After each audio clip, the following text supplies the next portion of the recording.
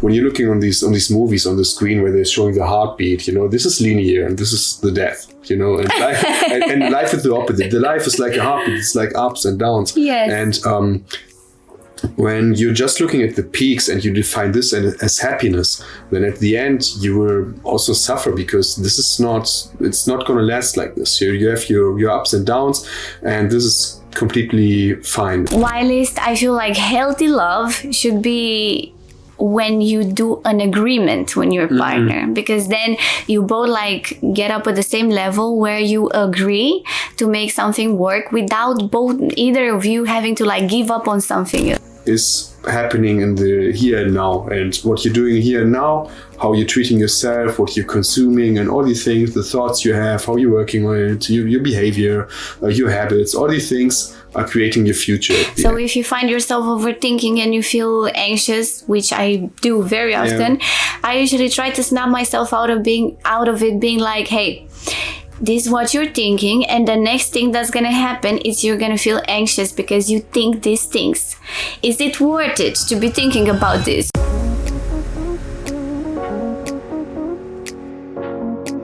Hello everyone, and welcome back to the pod.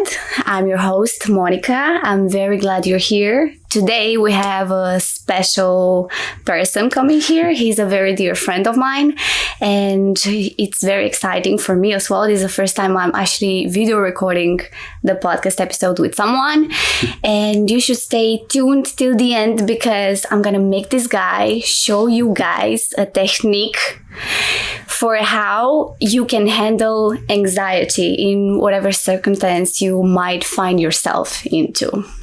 So let's get into it. So this is my friend Marius. You can present yourself as well. Yeah. And I'm going to start with asking you about your story. Okay, then first of all, I want to say thank you for having me here. I feel pretty honored to be the first person we video recorded with you. So I'm really, really happy for that. About myself, short introduction. My name is Marius. I'm from Germany. I've been a social worker for more than 10 years, actually. And I was also doing a lot of different certifications like trauma work, and also working with systemical teachings and these kind of things. The last years in Germany, I was leading a therapy group for teenagers and families who had, like, you can say, to sum it up, any kind of social or emotional behavior problems. Oh, that's cool. Yeah, so it was a very complex field. This can also include traumatizations, but also things like autism and stuff like that. Okay. So it's like the only thing they had in common is that they were not able to work in the normal societies like schools and stuff like that. But the last year I was doing a world traveling trip. I was, for 13 months, I was traveling all around the world. Did yoga teacher training, so I was yoga certified.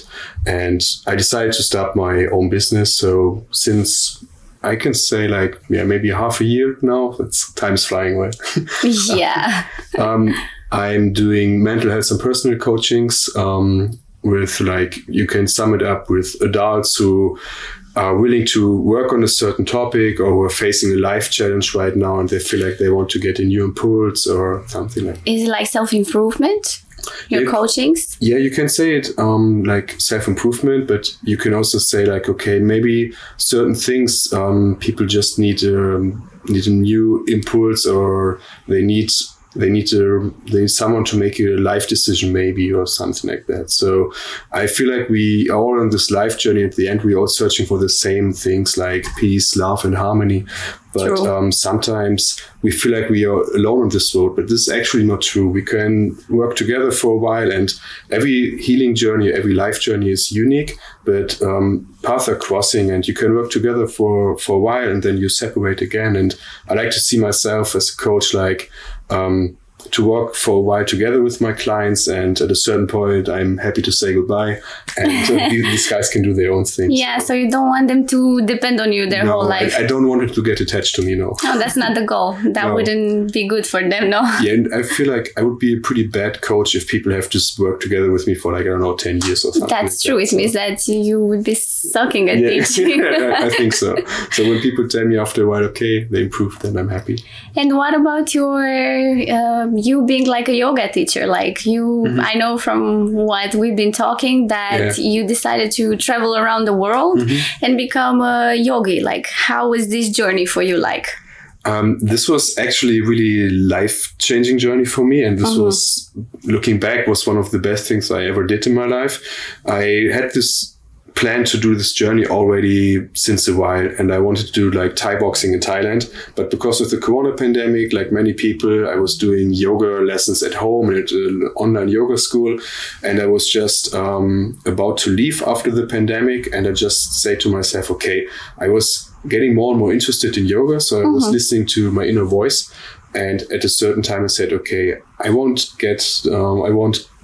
will join the Thai boxing camp.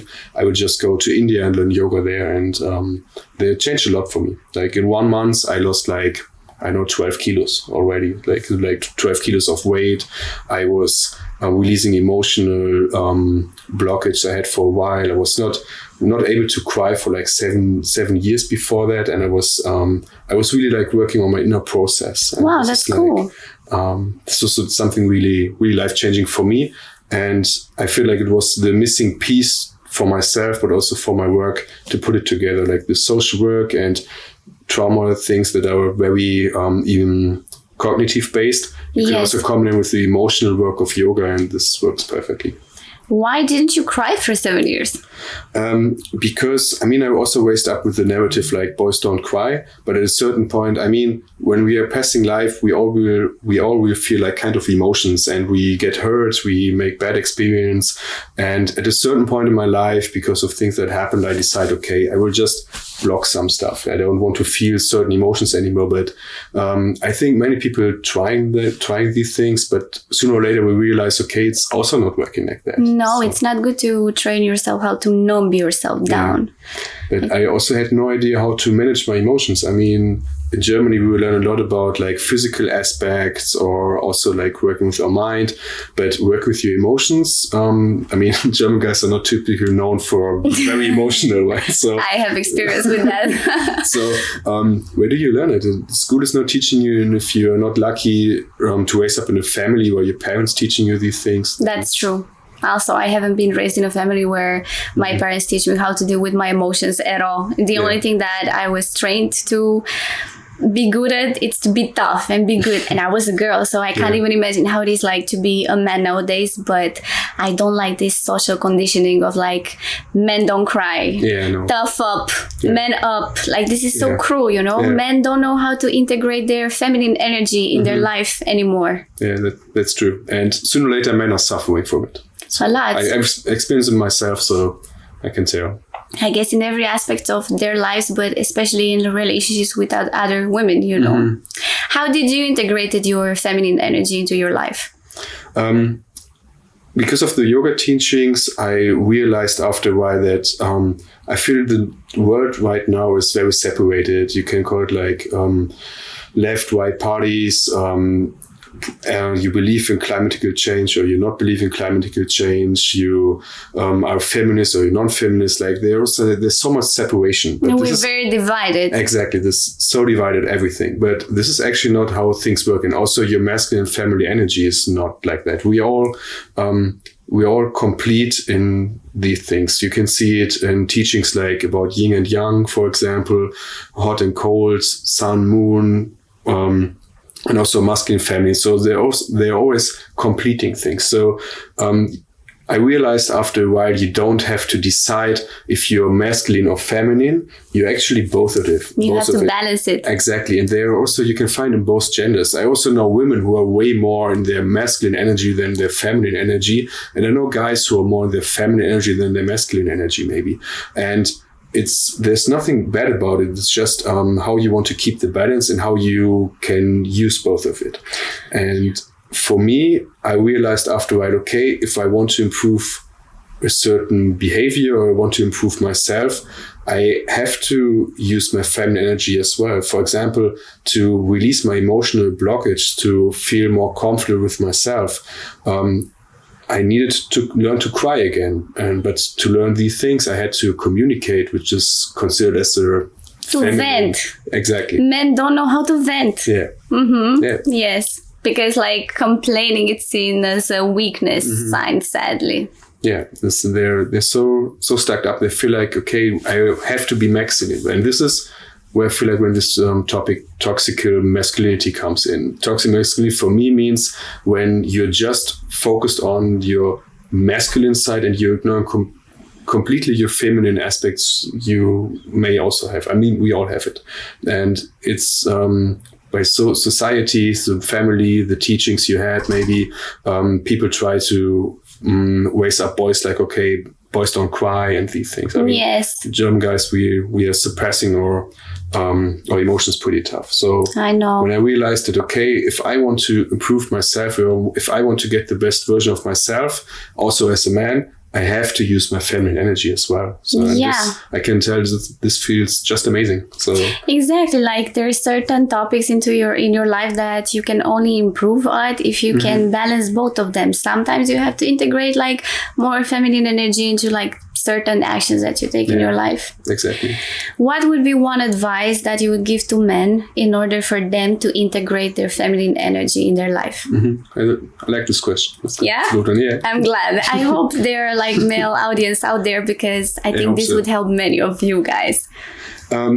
The first step is always like to accept things. So for me also, the first step was to accept that I need my feminine energy. So when you got a goal, for example, when I mention myself, okay, what kind of relationship I want to have with my girlfriend, my wife in the future, then I also want to think about, okay, I want her to feel safe. I want her to feel able to communicate with me. I want to communicate myself in this relationship. So, and the more I manifest the relationship or the life I would like to have, also the relationship to my kids. I want that my kids feel safe to talk to me. Exactly. Like, how would you like your daughter to feel around you? Exactly. And I got a little sister, so I also, I want other guys to treat my sister also in this way. Like, that's a very nice introspection, though. So it's necessary. So, the first step is accept that you also have a feminine energy, and this doesn't make you weaker as a man, or gay, or gay or weaker as a man. An example from a good friend of mine, he was feeling very unsafe in a relationship he had because he was very jealous. But for him it was very important that his girlfriend sees him as a very strong and safe man. But over the time, he felt like, because of his jealousy, he felt like more and more unsafe, and he acted like a teenager again, and not like a man of his age. And the solution to get out of it was, obviously, he had to communicate about his feelings and these things. And like we already say, communication is many times society considers something very feminine. So once he started to talk about his emotions and to talk about how he feels and what's going on in his mind and his heart, and explore his feelings and emotions and to release it step by step, he felt more and more safe. So it was also raising his masculine energy again. So, yes. So it was like you can say basically he was using a feminine aspect maybe to raise up his masculinity again as well. Yes. So, and if you, for example, treat a woman like a queen, like this princess treatment, this doesn't mean you pay everything for it. It just means you treat her well. You make her feel safe. Exactly. Treat her nice, open the door and these things. And I've never experienced that someone who is very balanced in his life is judging you in this when you're doing it. It's actually something very impressive and something very strong in masculinity, and that's true. Something like everybody, like women and men, are looking up to. So accept that to the men out there, I hope you're listening, accept that you have feminine energy and use it also to become the best version of yourself in the whole package, but also in your masculine energy. It's not something that you have to decide or that's working against each other. It's something that's like completing each other's side. So it works pretty well. I guess this is also something that's very helpful into making relationships easier with women, because like this helps your partner to know how you really feel. Maybe your jealousy is just like the fact that you're suppressing this communication inside of you. So then if you don't talk about those things, you're just going to be keep feeling jealous as a man or woman, either way. And it's just not going to be justified. It's just literally like suppressed emotions, and I think that's not worth it. That's why I think it is so important also for your partner to kind of support this improvement into you balancing your energies more, you know. How would you define happiness though? Happiness for me is something that's your responsibility. I feel like happiness is not something that's just there, and it's more than a feeling. Happiness is something you have to work on, something you have to create, and something you have to take your responsibility for. It's a process, and I feel like happiness, you know, when you have a good day and you feel like you're smiling the whole time and something like that, people are always connecting this with like, okay, I'm happy. But this is like, you know, the life is not, it's not always the same. It's not linear. Yeah, it's not linear. Exactly. It's not, when you're looking on these movies on the screen where they're showing the heartbeat, you know, this is linear and this is the death, you know, and life, and life is the opposite. The life is like a heartbeat. It's like ups and downs. Yes. And, when you're just looking at the peaks and you define this as happiness, then at the end you will also suffer, because it's not going to last like this. You have your ups and downs, and this is completely fine. And I always like to say, the life also comes in waves, but it's your decision if you want to learn surfing or if you want to keep struggling in the water. So that's true. This is up to you. So happiness is something that I want to create. I have a happy life. But I also can have bad days, and this is completely fine. I also may have a bad week or a bad month, but I know this will pass, and I can still work on to create a happy life. And this is exactly why I truly believe happiness starts inside yourself. You have to create yourself. Yes. You have to build up yourself, and you have to be satisfied with who you really are. Yeah, exactly. And what you're really doing. Yeah, it's like, to me, happiness, it's a state of mind, you know? Exactly. This is where I wanted to end up as well. Yeah. It's a state of mind, and it's all starting with you, and you have to, you know, to attract the life you really want, you have to become the version of yourself you really want. You need to mirror the life that you want to have. Exactly. Yeah. It's like sometimes when I'm stressed because I feel like I'm not capable to do something, instead of wondering like, what should I do? Like, I'm taking a minute and I'm asking myself, what do I need to be? You know, and this like makes the situation easier.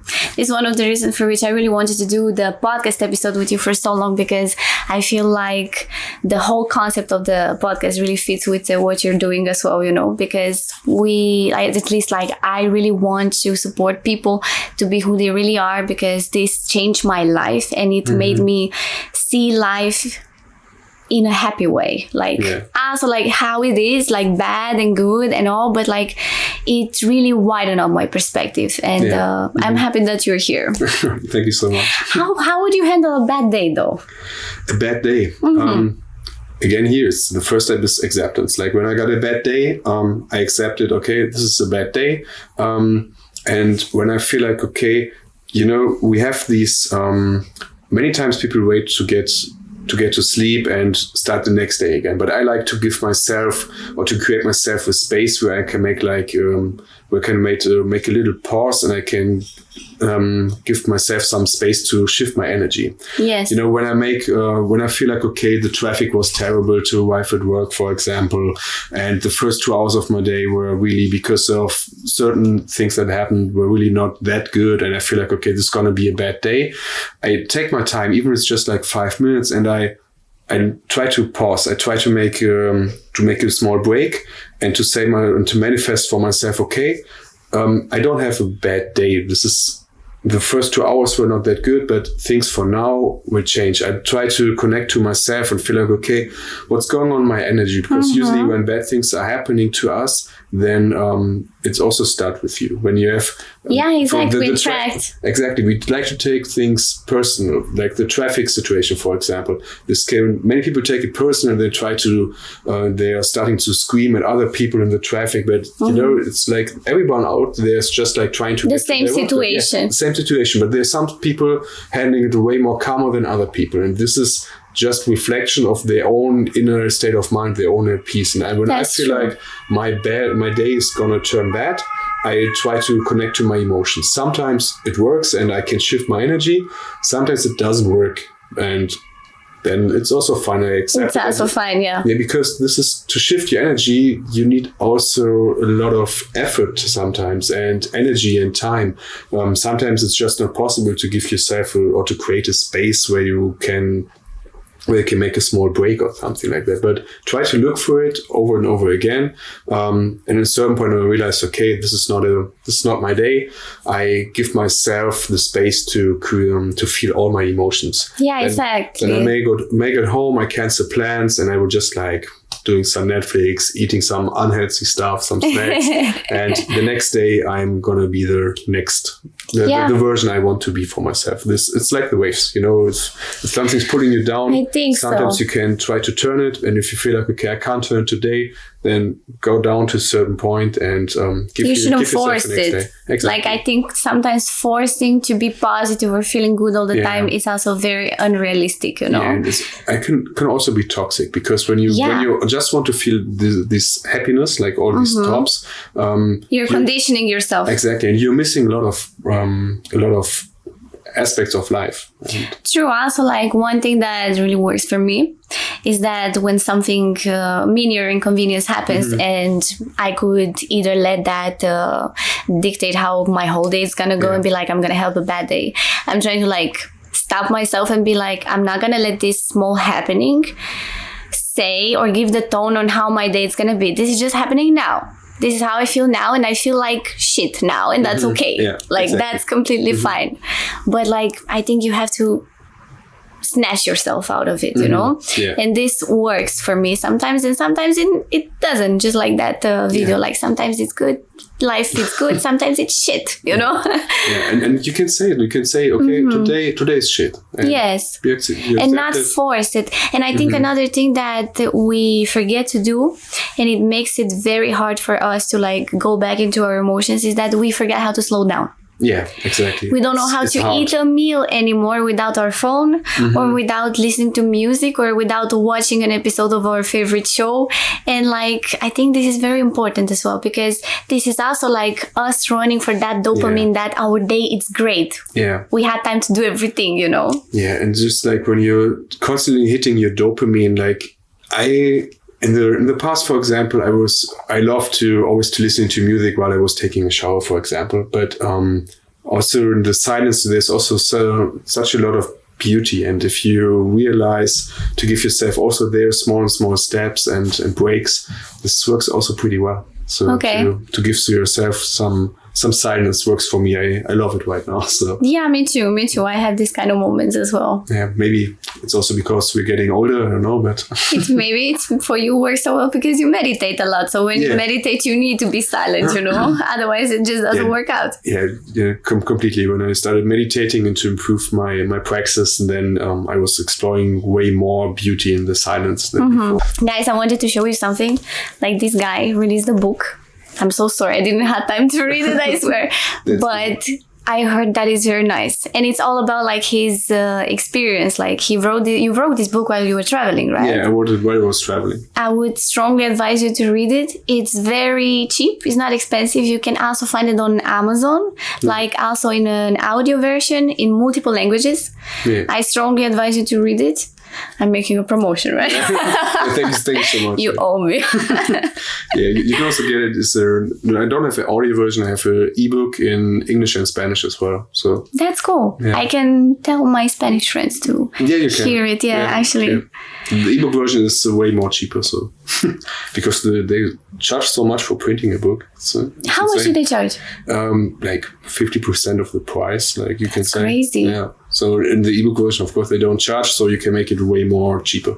Yeah, so basically it's better. Yeah. Okay, better. so you guys can find it on Amazon, yeah? Next question is that I wanted to ask you, what do you know now about love that you didn't know before? That love is a decision. Yeah, that's a very good answer. I think my boyfriend is gonna love this answer because he has the exact same perspective over this. Yeah, love is a decision you make. It's not something, because we all have these honeymoon phase and these times, but it's not gonna last for forever. Let's be honest here. It's just that is just the chemistry that is in the beginning. Exactly. And you can enjoy it, and it's part of love as well, and part of relationship. And I love this vibe. I think we all love it, but real love starts when you start to, I don't want to consider it losing, but when things are getting more normal for you, when you get the other person more and the other person is not that shiny anymore because you realize the bad behaviors as well. And yes, because the rose-colored glasses are wearing off, so you actually see them for who they are, and you can also see how you want your relationship to be when like those butterflies are gone, you know. So I mean, love is love. We always connect like love and relationships together, and of course there's truth in it. But also you can also love your parents, love your sister, love like platonically, yeah, exactly, platonically, and you can also love randomly people. You can love animals. So love is an energy that's everywhere around in life, but now talking about love and relationships, you have to love is a decision, because you make this decision every morning again and again when you wake up, if you want to continue with this person or not. So, yes. And this decision causes a lot of responsibility. So you have responsibility for this other person as well, because you're sharing your life together. So for me, at least, for the first person you have to take care about in your relationship is always you. I have to be more good with myself to have the capacity and the energy to work for my partner as well. And then you have to take care about each other. Yes, you build something together. Exactly. This is causing responsibility, and this will cost you energy. Love is work. Love is dark as well. One thing that people don't understand, because in order for your relationship to succeed, you have to really be yourself. You have to be honest with your core values, and to always take this decision to love somebody based on who you really are. That's why I feel like most relationships are really failing nowadays because of that. You know, people forget how to do that, or people make compromises. And this is one word that I hate so much, like compromising, you know. In my head, it's like when you have to compromise in order to be with somebody, it means that you have to give up on parts of yourself in order for that connection to work. Whilst I feel like healthy love should be when you do an agreement with your partner, because then you both like get up at the same level where you agree to make something work without either of you having to like give up on something, you know. And I feel like this is the right way. And yes, I really like considering that love it's a decision as well. Just like, I mean, compromises are like, they're not coming in. I mean, they're also like huge life decisions you may have, but they also can be like, maybe my girlfriend, I want to eat sushi and she wants to eat a pizza, you know, at the same, and then you have to figure out, you have to find a compromise, like, you know, these an agreement. An agreement. And I like to call this an agreement as well. Like, yes. But I feel like you have to be aware to don't get lost yourself in it, you know. Yes, it's like exactly. Agreement, and if you got a healthy relationship and we're talking about responsibility and decisions,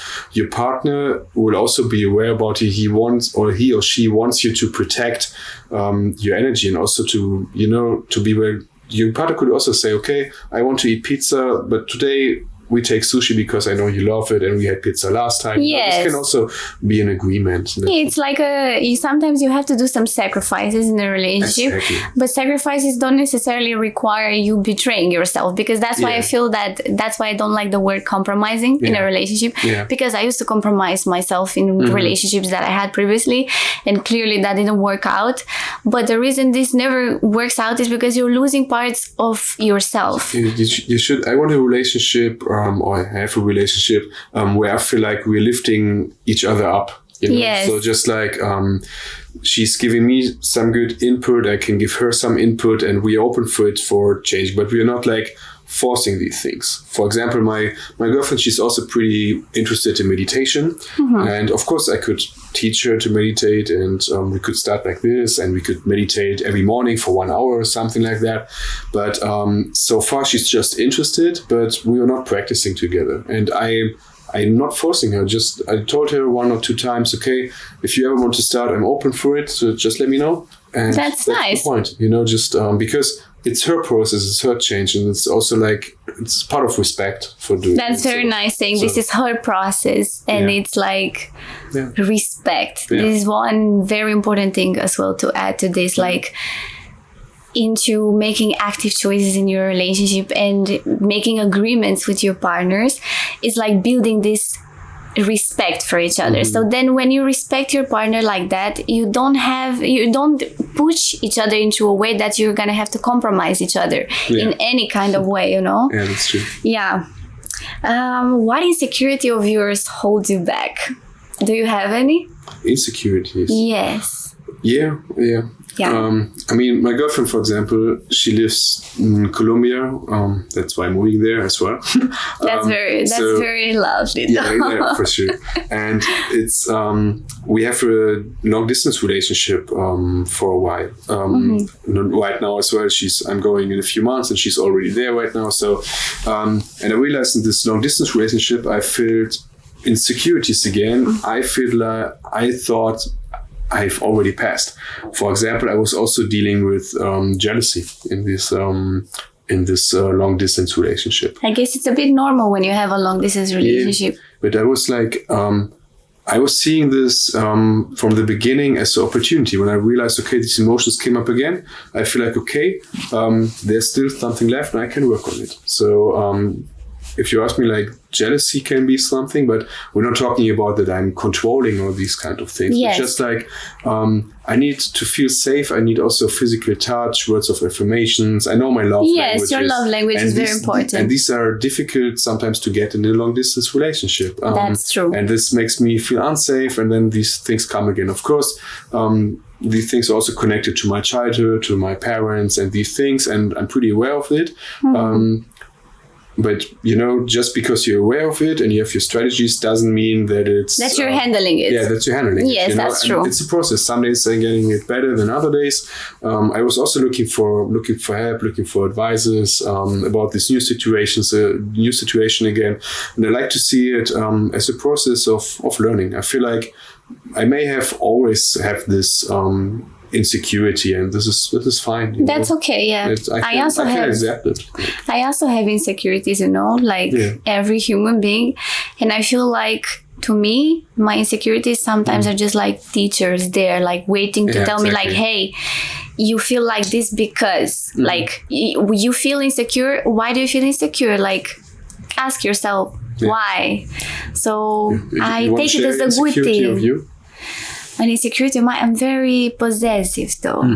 I'm possessive, and it's not necessarily because I'm jealous. It's just because like I like to know that what's considered mine wants me back. So somehow, so also comes from my childhood, because of things that happen. And I think we're conditioned like that. And just like you said, and this is very well said, you might have to live with these insecurities for the rest of your life, but maybe you will navigate them better. Yeah. And this is a win already. Exactly. They are part of us. Sometimes my clients ask me, okay, I want to work on my past, I want to understand my past and these things. And one of my first questions is always, okay, why you want to do that? What's your conclusion about it? Many people are attached to the idea that once I understand my past, once I go back, all my problems are solved. That's not it. Unpopular opinion, but it's not like that, guys. I'm sorry. So, yeah, no. It's not like that. So looking back in the past can make completely sense if you want to understand a certain That's a good way to start. It's a good way to start. And you see how things are connected. But the actually work is happening in the here and now. And what you're doing here and now, how you're treating yourself, what you're consuming, and all these things, the thoughts you have, how you're working on it, your behavior, your habits, all these things are creating your future at the end. So exactly. Looking back at the past is something like, okay, I want to understand myself better, but the work you have to do in the present moment. And this just you can do it. No one else can do it for you, just you. That's true, but it doesn't mean that you have to do it alone. You can always go to therapy. You can always go to have like some coaching sessions or talk to your friends. Yeah. You know, we can sometimes not just handle everything by ourselves, and that's completely fine. Yeah. To make it more concrete for some people, I also like to give you like a metaphor for personal trainer. Like you can book a personal trainer for a training session at the gym, and he can show you how to move the weights. But at the end, you still have to move the weights on your own. On your own, yeah. You can't sit there, watch your trainer do the exercises, and you get a bigger biceps. It's not like that. So you have to lift the weights on your own. Exactly. So. It's just like in therapy. Even your therapist can describe your past and tell you what to do. But if you don't take the right choices and actions, your life is not going to change. Yeah, that's why I always say, okay, therapy, the real work starts after the therapy sessions. It can give you like an impulse, and this can be tough. You may cry. I experienced it on my own as well. But the actual work you have to do outside your sessions. Therapy is just supposed to make you aware. Yeah, exactly. That's all. Yeah. That's all that a therapist can do. They cannot change your life. No. You have to do that yourself. And also your therapist has also insecurities and his own parts. So they're also not perfect. Just okay. Yeah, true. So, of course, look at us. Look at us. Yeah. Okay, so one last thing that I want to ask you for today so that we don't go too long is that if you could describe yourself in a few words, if you could describe how you are in a few words, how would you describe yourself? Okay, don't make it a sense of just like words that are coming up to my mind. Good, yeah. Patient, balanced, also, I would say like self-confident, but I also need, I need to feel safe. That's also like, I'm maybe missing the word, but like certain environment. Yeah, exactly. Okay. Yeah, it's called like that. These are like some positive aspect that coming up to my mind. Like maybe things that I'm struggling on, or that I'm like some kind of negative. I like to discuss a lot. Like like when I got a strong opinion. You're a talker. Yeah, I'm a talker too. Yeah, and I experienced this already. Like sometimes we had a topic and then we feel like, okay, no, I'm not. No, he talks too much. He talks too much. Oh no, now she's talking. She won't stop. Exactly. No, but when I got an opinion on certain topics, I'm hard to convince in another opinion sometimes. Okay. If there's something, if you talk about me about mathematics, I don't care. But if you talk to me about, I don't know, something you're passionate about. I'm passionate about, then it's hard for me sometimes to accept it. This is causing some struggles sometimes in my life. And as well, I'm very structured and planned. I'm overthinking and I'm way too much in my head. That's why I love meditation, because it's helping me a lot. But this is also, I'm also struggling with this sometimes. Yes? Yeah, it's just like planning everything ahead already and always be prepared and these things. But this is good, very good for you to say to them, like, just because he's a yogi and he meditates doesn't mean that his life is perfect. No, of course not. It's like balancing me, and I would say I'm now better in realizing, okay, I've planned too far ahead and stepping back, but I'm still doing it. So yeah. Okay. So now we finally got to the nice part that probably you guys waited for. So what about you showing them how to manage like when they're anxious about something? Like, show us the technique. Okay. Yeah.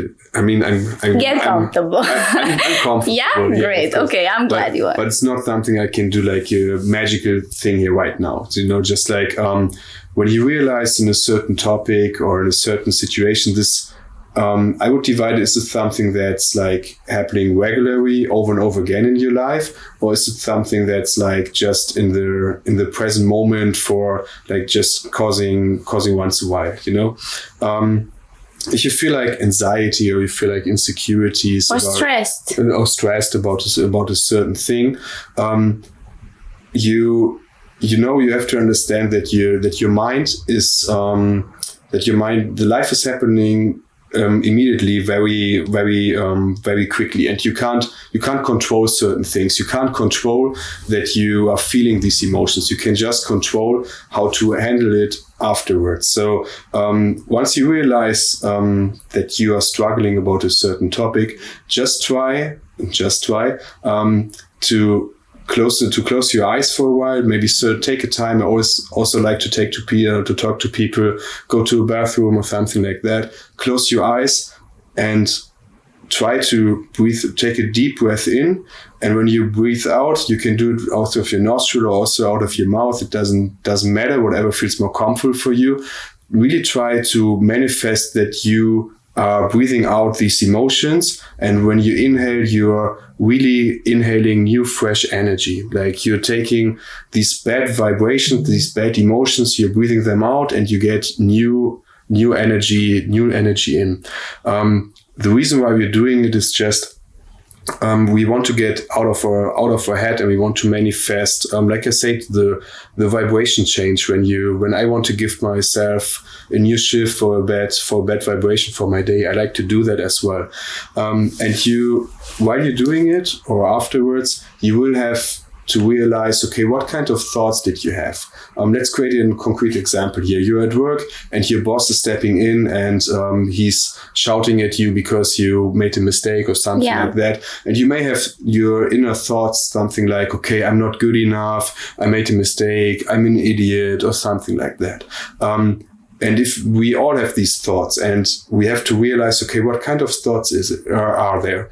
Once you're in the situation, just concentrate on to regulate yourself. But once you're out of it, on the same day, a few hours later, when you're in peace, make yourself comfortable, get a piece of paper, write down the situation you had. For example, my boss was shouting at me because I made a mistake at work.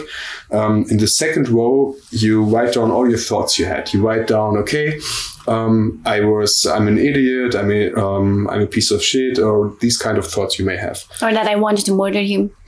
Yeah, exactly. There's nothing, these thoughts are not rational, they're very emotional, so don't feel ashamed what you thought there. Just be honest to yourself. And just be totally feelings. yourself. It doesn't mean that is the reality. Exactly. In the third row, you will write down then the emotions you may feel. Was there anger? Was there anxiety? Was there, loneliness? Like, just write down emotions you feel and weight them 1 to 10. Like, weight them from 1 is not that strong, 10 is really strong. Just be aware and realize what's going on in yourself when you feel these emotions, this emotion at the beginning.